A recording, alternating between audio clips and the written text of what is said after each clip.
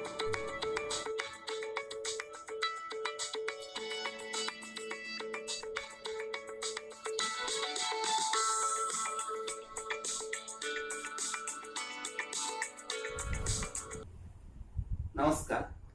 विद्यार्थी मित्रांनो, मी प्राध्यापक नारायण पाटील.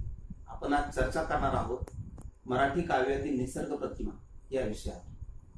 मित्रांनो, निसर्ग हा आपला मित्र आहे, निसर्ग हा आपला सखा आहे आणि जन्मापासून तर मृत्यूपर्यंत निसर्ग हाच खऱ्या अर्थानं आपला सोबती असतो. अगदी आपण डोक्यावर अक्षदा पडत असताना सुद्धा आवाज ऐकत असतो की गंगा सिंधू सरस्वतीच यमुना गोदावरी नर्मदा. म्हणजे अशा मंगल क्षणी सुद्धा आपल्या बरोबर देशातल्या विविध भागातल्या नद्यांचं वर्णन आपल्या बरोबर असतं. आणि म्हणून मराठी वाङ्मयाच्या प्रातः काळी जर आपण डोकावून पाहिलं तर मराठीच्या निरनिराळ्या ग्रंथांचं जर आपण अवलोकन केलं तर असं लक्षात येतं की महानुभाव वाङ्मयामध्ये कावळ्याचे घर होते सेनाचे, चिमणीचे घर होते मेनाचे ही कथा आपल्याला आढळते. या कथेमधून आपल्याला खऱ्या अर्थानं निसर्गाचं एक रूप पाहायला मिळतं आणि निसर्गामध्ये तत्कालीन समाजामध्ये म्हणजे 12व्या 11 13व्या शतकामध्ये सुद्धा निसर्गाच्या प्रतिमांना आधारभूत मानून प्रबोधन केलं जात होतं हे असं आपल्या लक्षात येतं. संत ज्ञानेश्वरांच्या ज्ञानेश्वरीत ते म्हणतात, तरी न घालुनी महापुरी न घेपेरी बुडणे यांची सियारी का रोगून गणेचे पथ्याची, असं संत ज्ञानेश्वर म्हणतात. तर निरनिराळ्या ग्रंथांमध्ये मराठी वाङ्मयाच्या प्रातः काळी आपल्याला मराठी साहित्यातील निरनिराळ्या प्रतिमा ग्रंथांमध्ये निरनिराळ्या निसर्ग प्रतिमांचा आविष्कार पाहायला मिळतो. आणि याच निसर्ग प्रतिमा आधुनिक मराठी काव्यात की मायभू तुझे मी फेडी न पांग सारे आणि न आरतीला हे सूर्यचंद्र तारे, जमिनीचं मातृभूमीचं ऋण फेडण्यासाठी सूर्यचंद्राची प्रतिमा सूर्यचंद्राला आरतीसाठी घेऊन येणारा कवी आपल्याला भेटतो. मग तो कवी सुरेश भटांच्या रूपानं, मंगेश पाडगावकरांच्या रूपानं, कविवर्य कुसुमाग्रजांच्या रूपानं, बालकवींच्या रूपानं आधुनिक मराठी काव्यामध्ये आपल्याला भेटत असतो आणि निसर्गाच्या प्रतिमांच्या सहाय्याने जीवनातील तत्वज्ञान समजून देण्याचा प्रयत्न करीत असतो. हे आपण आज आपल्या निरनिराळ्या उदाहरणांद्वारे समजून घेणार आहोत.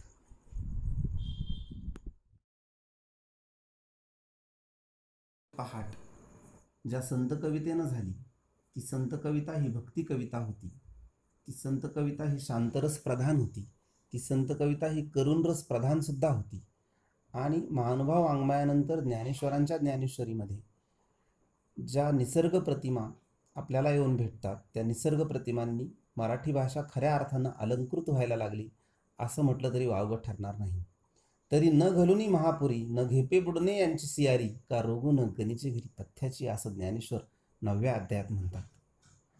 मोगरा फुलला फुले वेचिताची वारू फळियाची आला, मोगरा फुलला. ज्ञानेश्वरांच्या ज्ञानेश्वरीची भाषा, हरिपाठाची भाषा आणि अभंगांची भाषा ही अनेक अंगांनी नटलेली असली तरी ती निसर्गरस प्रधान आहे. आणि त्या निसर्गाच्या रूपानं ज्ञानेश्वर आपल्या श्रोत्यांना अर्थात आपल्या सर्वांना अतिशय बाळबोध अशा प्रकारचं प्रबोधन करताना आपल्याला दिसतात. संत जनाबाईंची कविता सामाजिक अंगाने जर आपण पाहिली तर डोईचा पदर आला खांद्यावरी भरल्या बाजारी जाईन मी, असं जनाबाई म्हणते.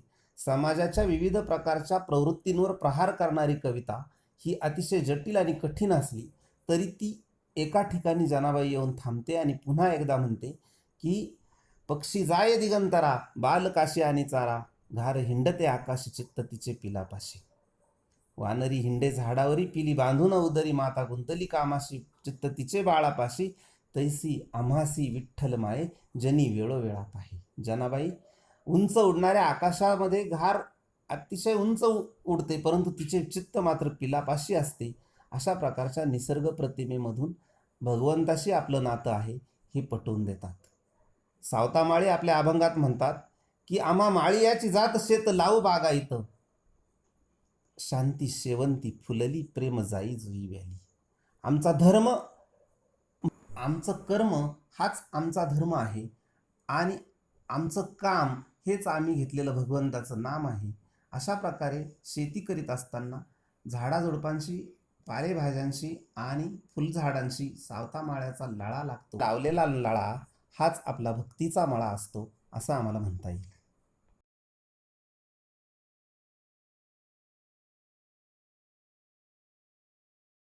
कोणत्याही भाषेतील वाङ्मय समृद्ध आहे हे कशावरून लक्षात येतं, तर त्या भाषेत असणारं लोकसाहित्य जितकं समृद्ध आहे तितकी ती भाषा समृद्ध असते.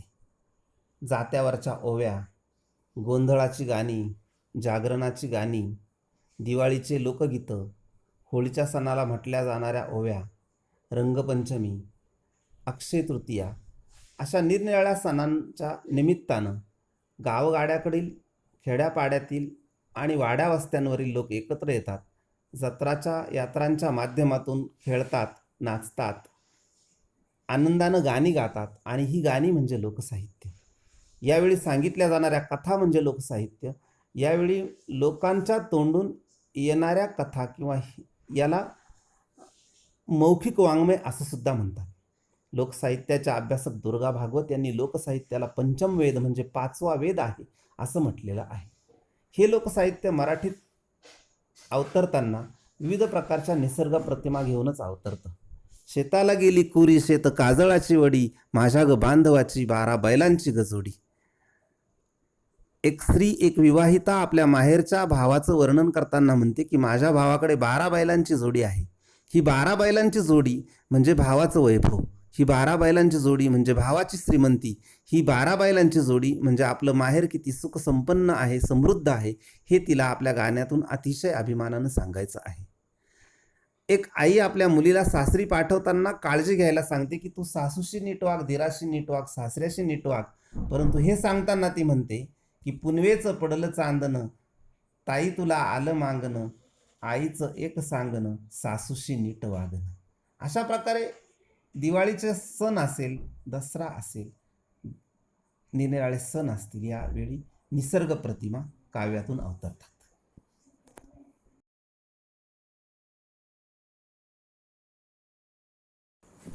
मध्ययुगीन कवितेच्या नंतर आधुनिक मराठी कवितेचा उदय झाला.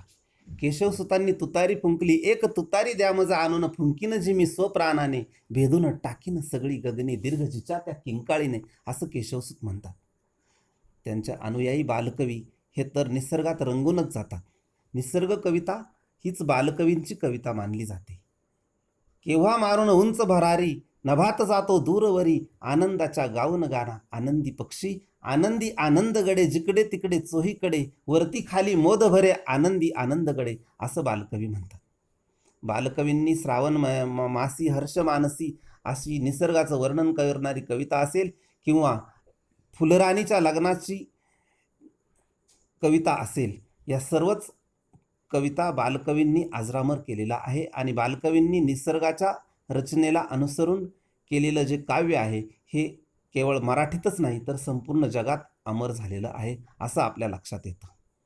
मराठी कवितेमध्ये गदी माडगुळकरांसारखा या इथे त्या तिथे माझी या प्रियेचे झोपडे म्हणणारे कविता असतील किंवा शांताबाई शेळके जाईन विचारित रानफुला, भेटेल तिथे ग सजन मला, असं सजन मला निसर्गाच्या रूपानं भेटेल असं म्हणणारी कविता असेल, किंवा कवी नारायण मुरलीधर गुप्ते तथा बी नावाचे कवी अवघ्या 39 कविता रचून त्यांनी निसर्ग प्रतिमा अतिशय दृढ केलेल्या आहेत.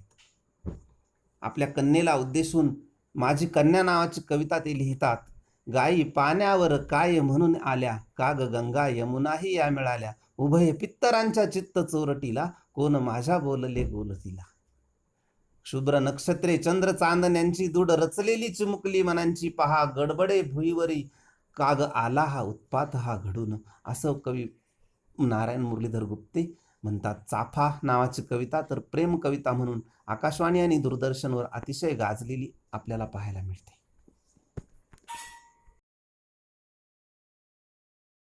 मराठी कवितेच्या पाऊलखुणा या निसर्गाच्या अंगानं कशा बहरलेल्या आहेत हे विविध उदाहरणांवरून, विविध कवींच्या कवितांमधून आपल्याला सांगता येईल.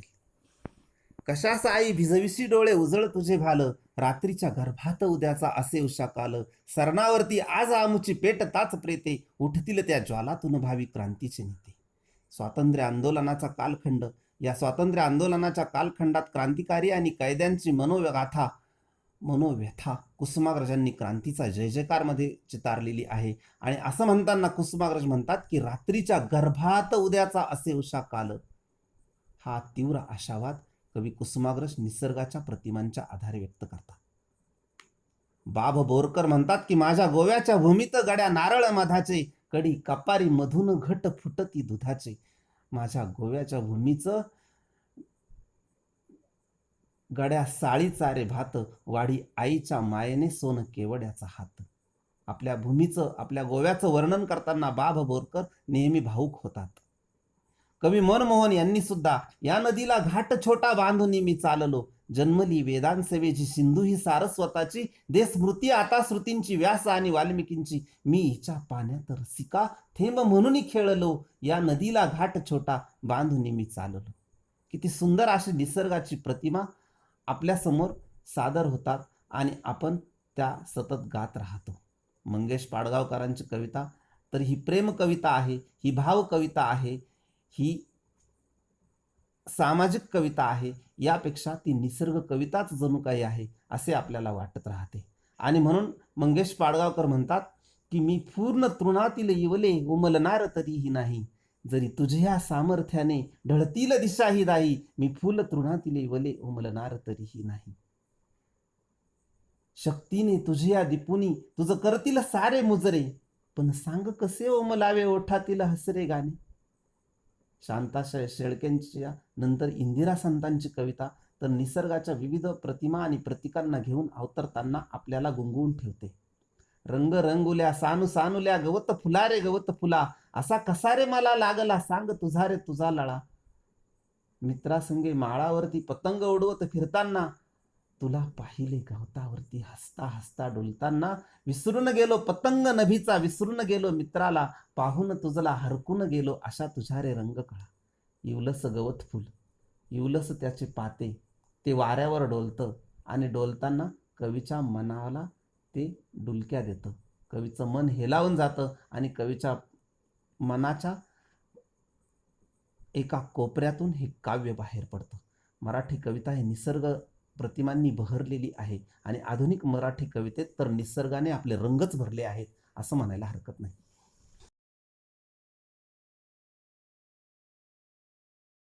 1991 नंतरच्या जागतिकीकरणाचे परिणाम अर्थव्यवस्थेच्या विविध अंगांवरती झालं, तसं ते मराठी साहित्यावरही झालं.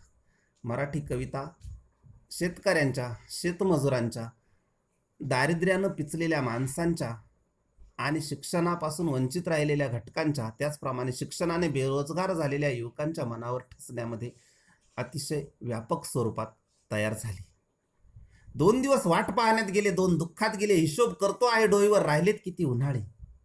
नारायण सुर्वे आपल्या कवितेत म्हणतात की 2 दिवस वाट पाहण्यात गेले, 2 दुःखात गेले, हिशोब करतो आहे डोईवर राहिलेत किती उन्हाळे. शेकडो वेळा चंद्र आला, तारे फुलले, रात्र धुंद झाली, भाकरीचा चंद्र शोधण्यात जिंदगी बर्बाद झाली.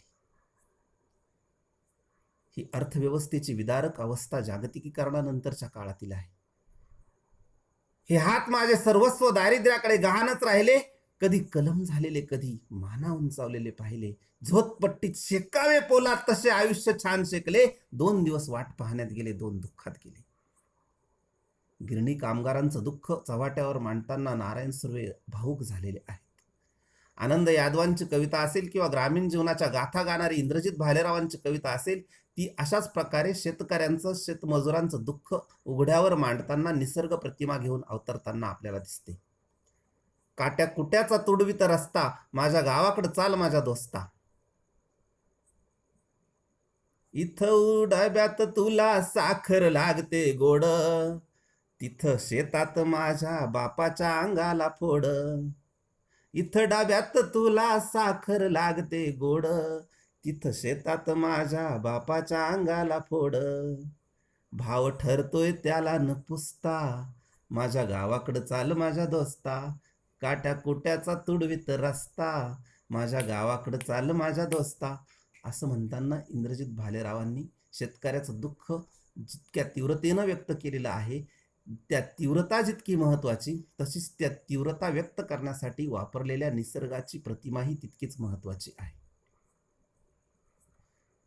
लक्ष्मण महाडिक असतील, संदीप जगताप असतील किंवा नारायण सुमंत असतील, या सर्वांनीच आपली प्रतिमा अजरामर करण्यासाठी निसर्गाच्या तीव्र अशा, निसर्गाच्या अतिशय बारीक अशा प्रतिमांचा वापर करून मराठी साहित्यसृष्टी सजवलेली आहे.